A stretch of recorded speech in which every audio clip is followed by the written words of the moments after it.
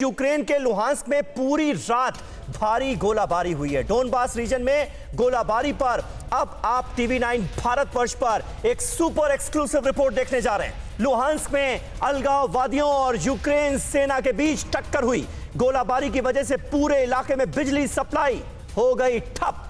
अभिषेक उपाध्याय हमारे संवाददाता जो कि वॉर जोन में ही मौजूद हैं, उनकी ये ताजा रिपोर्ट देखिए।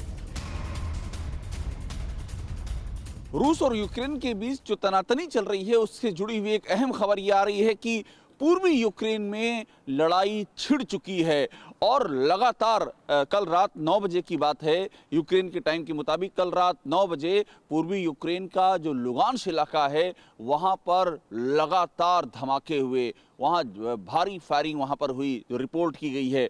और जो बातें सामने आ रही हैं कि जो अलगाववादी हैं रूस के समर्थक उस जो डॉनबास इलाके में डोनेट्स्क और लुगांस्क से दो इलाके हैं जहां पर रूस के जो अलगाववादी हैं उनका पूरा कब्जा है और यूक्रेन कहता है कि वो अस्थायी तौर पर कब्जे वाला इलाका है।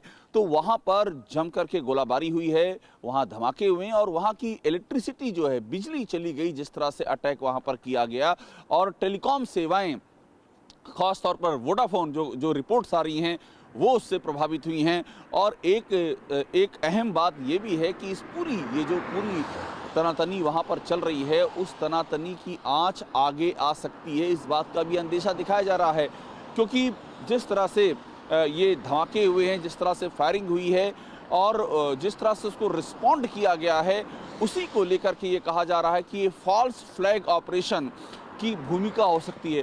फॉल्स फ्लैग ऑपरेशन में एक झूठे आधार पर हमला करने की ज़मीन मिल जाती है एक देश को दूसरे देश पर। तो कहा जा रहा है कि ये फॉल्स फ्लैग ऑपरेशन भी हो सकता है जो पूर्वी यूक्रेन में चल रहा है। और जिस तरह से वहाँ पर लड़ाई छिड़ी हुई है उस लड़ाई की आंच यूक्रेन के अंदर आ सकती है। वो आंच जो है तमाम नेटो देशों तक जा सकती है, सुपर पावर की टकराहट उसमें हो सकती है।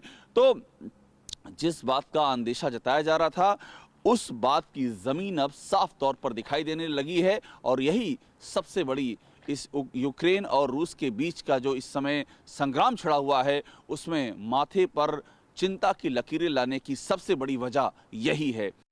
कोरोना धर्म नहीं देखता, जात नहीं देखता, अमीर गरीब ऊंच नीच नहीं देखता। कोरोना सिर्फ मौका देखता है, लेकिन आप उसे मौका मत दीजिए।